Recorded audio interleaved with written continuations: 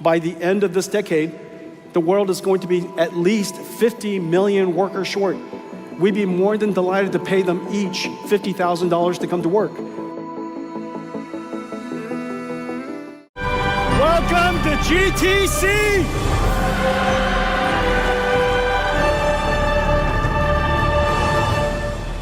What an amazing year. We wanted to do this at NVIDIA. So through the magic of artificial intelligence, we're going to bring you to NVIDIA's headquarters. I think I'm bringing you to NVIDIA's headquarters.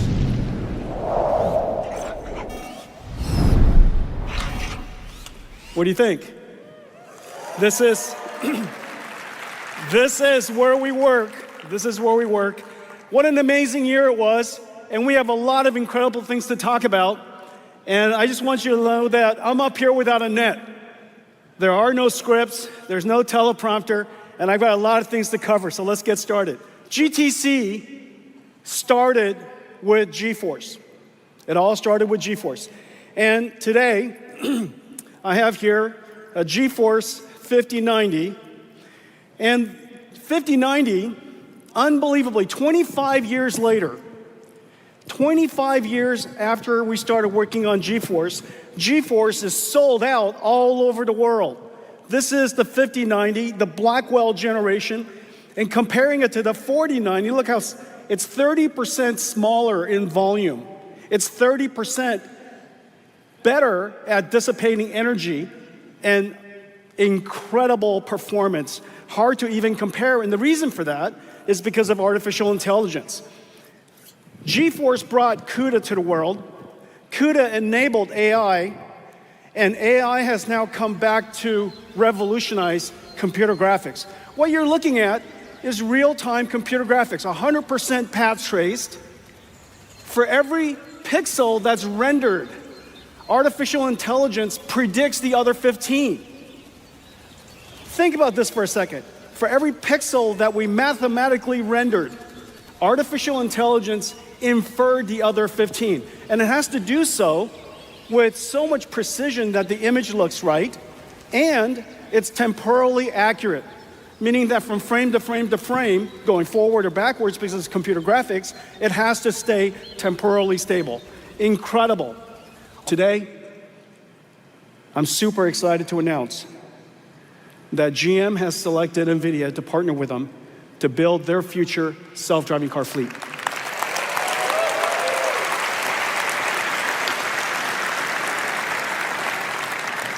The time for autonomous vehicles has arrived, and we're looking forward to building with GM AI in all three areas. AI for manufacturing, so they can revolutionize the way they manufacture. AI for enterprise, so they can revolutionize the way they work, design cars and simulate cars, and then also AI for in the car. So AI infrastructure for GM, partnering with GM, and building with GM their AI. So I'm super excited about that. One of the areas that I'm deeply proud of, and it rarely gets any attention, is safety, automotive safety. It's called halos. In our company, it's called halos. Safety requires technology from silicon to systems, the system software, the algorithms, the methodologies, everything from diversity to ensuring diversity, monitoring and transparency, explainability. All of these different philosophies have to be deeply ingrained into every single part of how you develop the system and the software. We're the first company in the world, I believe, to have every line of code safety assessed. 7 million lines of code safety assessed. Our chip, our system software, and our algorithms are safety assessed by third parties that crawl through every line of code to ensure that it is designed to ensure diversity, transparency, and explainability. All right, let's talk about data centers.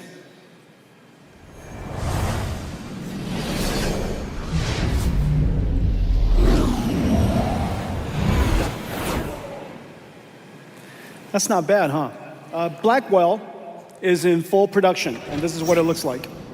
It's an incredible, incredible, you know, for people, for us, this is a sight of beauty. Would you agree? This is, how is this not beautiful? How is this not beautiful? Well, this is a big deal because we made a fundamental transition in computer architecture. And so the thing that we had to do was scale up first. Well, this is the way we scaled up. I'm not going to lift this. This is 70 pounds. This is the last generation system architecture. Is called HGX. This revolutionized computing as we know it. This revolutionized artificial intelligence. This is 8 GPUs. 8 GPUs. Each one of them is kind of like this. Okay. This is 2 GPUs, 2 Blackwell GPUs in one Blackwell package. 2 Blackwell GPUs in one Blackwell package. And there are 8 of these underneath this. Okay? And this connects into what we call NVLink 8. This then connects to a CPU shelf like that. So there's dual CPUs, and that sits on top. And we connect it over PCI Express, and then many of these get connected with InfiniBand, which turns into what is an AI supercomputer. This is the way it was in the past. We need to disaggregate the NVLink system and take it out. So this is the NVLink system. Okay, this is an NVLink switch. This is the highest performance switch the world's ever made. And this makes it possible for every GPU to talk to every GPU at exactly the same time at full bandwidth. Okay, so this is the NVLink switch. We disaggregated it, we took it out, and we put it in the center of the chassis. So there are 18 of these switches in 9 different racks, 9 different switch trays, we call them. And then the switches are disaggregated. The compute is now sitting in here. This is equivalent to these 2 things in compute. What's amazing is this is completely liquid cooled. And by liquid cooling it, we can compress all of these compute nodes into one rack. This is the big change of the entire industry. All of you in the audience, I know how many of you are here. I want to thank you for making this fundamental shift from integrated NVLink to disaggregated NVLink, from air-cooled to liquid-cooled, from 60,000 components per computer or so, to 600,000 components per rack, 120 kilowatts, fully liquid cooled, and as a result, we have a 1 exaflops computer in one rack. Isn't it incredible?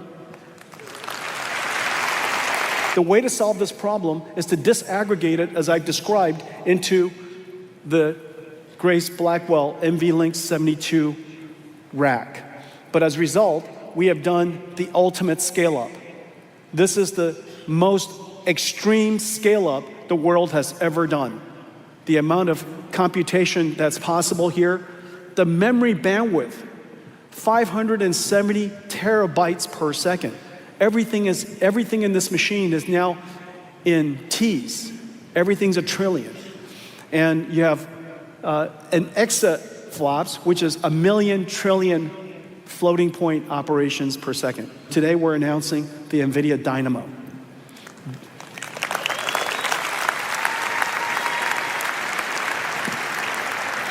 NVIDIA Dynamo does all that. It is essentially the operating system of an AI factory.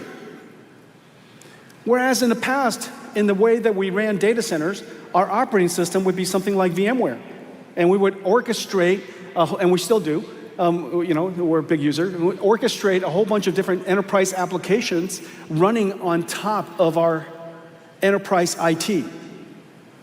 But in the future, the application is not enterprise IT, it's agents. And the operating system is not something like VMware, it's something like Dynamo. And this operating system is running on top of not a data center, but on top of an AI factory. Now, we call it Dynamo for a good reason. As you know, the Dynamo was the first instrument that started the last industrial revolution, the industrial revolution of energy. Water comes in, electricity comes out. It's pretty fantastic.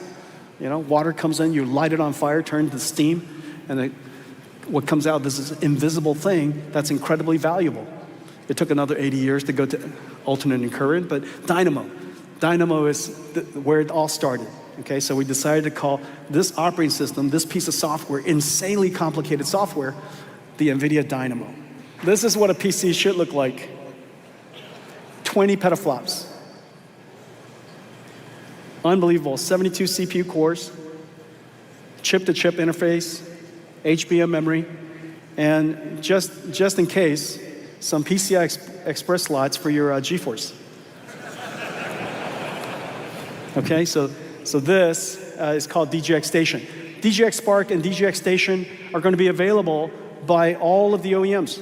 HP, Dell, Lenovo, Asus. It's going to be manufactured for data scientists and researchers all over the world.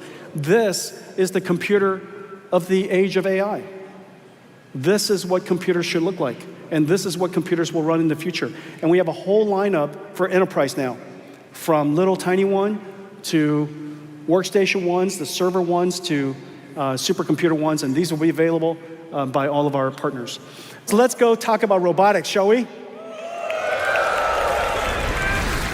Let's talk about robots. Well, the time has come. The time has come for robots.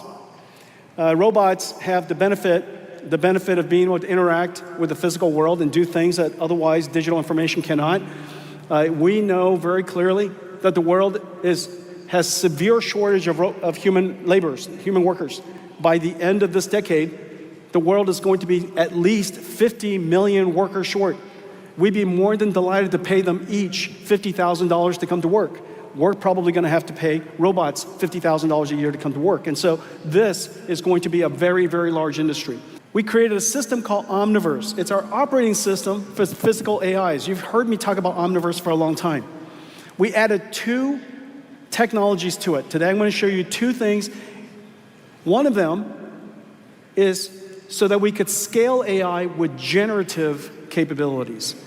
A generative model that understands the physical world. We call it Cosmos. Using Omniverse to condition Cosmos and using Cosmos to generate an infinite number of environments allows us to create data that is grounded, controlled by us, and yet be systematically infinite at the same time.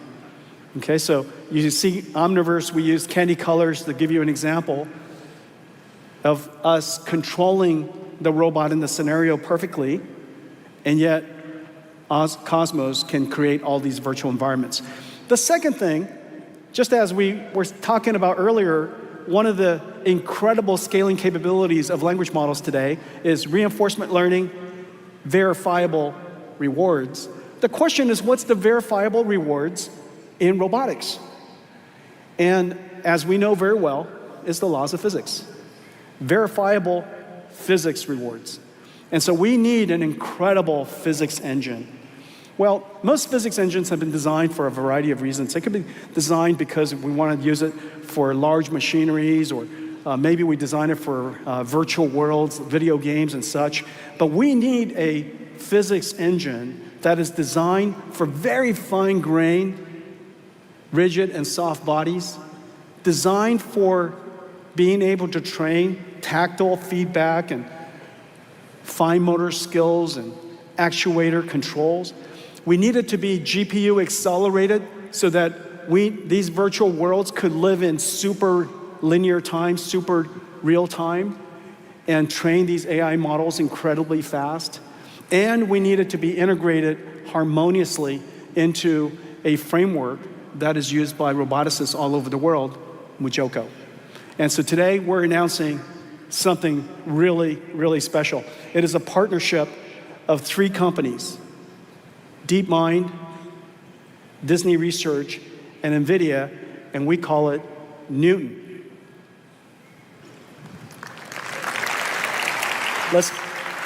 Let's take a look at Newton.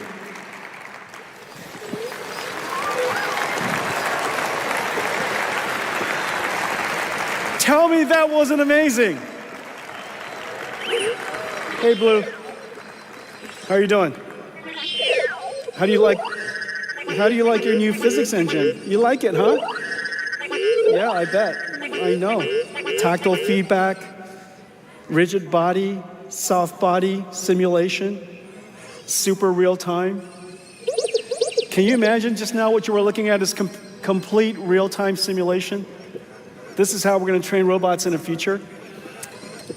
Just so you know, Blue has 2 computers, 2 NVIDIA computers inside.